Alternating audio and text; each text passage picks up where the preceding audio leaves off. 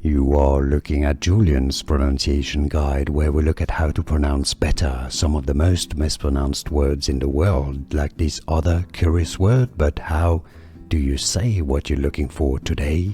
Let's learn how to pronounce those two confusing words, or words that are often confused one for the other, but there's no confusion to be had here.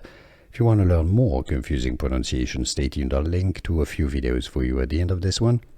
They're both pronounced as pole, pole. The top word is like the poles of Earth, the North Pole and the South Pole. It's also a pole, as in when you're dancing on a pole, for example. And the bottom word is when you take a survey of people's opinion, though this is also called a poll, but P-O-L-L spelling. So those two words are pole. They're pronounced the same way. English pronunciation, pole.